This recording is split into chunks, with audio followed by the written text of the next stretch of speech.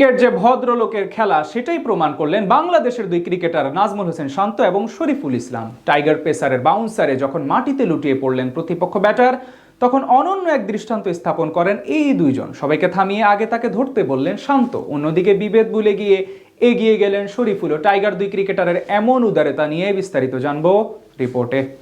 ক্রিকেটকে বলা হয় ভদ্রলোকের খেলা। 22 গজের দুই দলের লড়াই ছাপিয়ে এখানে এমন কিছু ঘটনা এবং দৃশ্য মাঝে মাঝে চোখে পড়ে যেগুলো মন জয় করে নেয় সকলের। দুই দলের ক্রিকেটারদের মধ্যে যেমন হার না মানার উত্তেজনা থাকে, তেমনই বিপদে সবাই এক হয়ে যায়। যেমনটা চোখে পড়লো আজ বাংলাদেশ বনাম নিউজিল্যান্ডের ক্রিকেটের ম্যাচে। মাঠের লড়াইকে উপেক্ষা করে টাইগার দুই ক্রিকেটার যেন নজির দেখালেন কিউই ব্যাটার ব্যথা পাওয়ার পরে। সেটি সত্যি প্রশংসা করার মতো। নিউজিল্যান্ডের বিপক্ষে দীর্ঘ 3 বছর পরে নিজেদের ঘরের মাঠে সিরিজ খেলতে নামে শুরুটা একেবারে মন মতো হয়নি টাইগারদের। প্রথম ম্যাচে ব্যাটিং ব্যর্থতায় পরাজয় বরণ করতে হয়েছে বাজেভাবে। সিরিজ রক্ষার মিশনে তাই আজ নিজেদের পূর্ণ শক্তিমত্তা নিয়ে লড়াইয়ে নামে লাল সবুজের প্রতিনিধিরা। মিরপুর শেরেবাংলা ক্রিকেট স্টেডিয়ামে আজ শুরু থেকেই টাইগার বোলারদের আগ্রাসী বোলিং এর সামনে চাপে ছিল সফরকারীরা। বিশেষ করে শরীফুল ইসলাম এবং নাহিদ রানা দুজন দুই প্রান্ত থেকে কোণঠাসা করে তোলেন তাদের।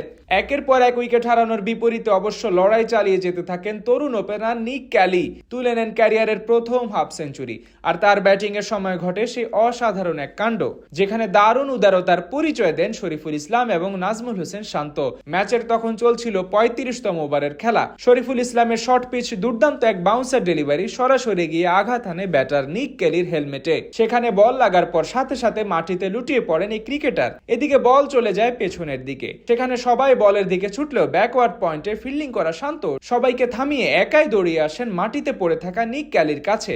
তাকে আউট করার চিন্তা না করে তিনি দেখতে আসেন তার অবস্থা কেমন। এরপর তার অবস্থা এবং ব্যথার মাত্রা জিজ্ঞেস করেন। এদিকে বোলার শরীফুল ইসলামও ছুটে যান আঘাত পাওয়া ক্যালির কাছে।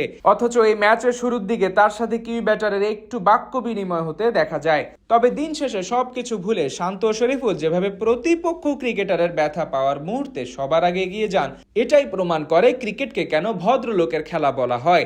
এটাই তো দিন শেষে 22 গজের সৌন্দর্য। প্রতিপক্ষের বিপদে এগিয়ে যাওয়াই তো আসল সৌন্দর্যের পরিচয়। সেটাই দেখালেন বাংলাদেশের এই দুই ক্রিকেটার। শেষ পর্যন্ত অবশ্য সেই শরীফুলের বলেই catch the out on Kelly. এদিন আগে বল করে অসাধারণ বোলিং করেন নাহিদ রানা। নিজের প্রথম বলে এসে হেনরি নিকোলসের উইকেট তুলে নেন তিনি। এরপর দ্বিতীয়বারে উইলিয়ং এর উইকেট পান এই পেসার। সব মিলিয়ে আজ ক্যারিয়ারের দ্বিতীয়বারের মতো 5 উইকেট নেয়ার কীর্তি গড়েন নাহিদ। তাছাড়া বল হাতে শরীফুল এবং রিশাদ হোসেনও ছিলেন দুর্দান্ত। 22 গজের দুই দলের লড়াই ছাপিয়ে এখানে এমন কিছু ঘটনা এবং দৃশ্য মাঝে মাঝে চোখে পড়ে যেগুলো মন জয় করে নেয় সকলের। দুই দলের ক্রিকেটারদের মধ্যে যেমন হার না মানার উত্তেজনা থাকে, তেমনই বিপদে সবাই এক হয়ে যায়।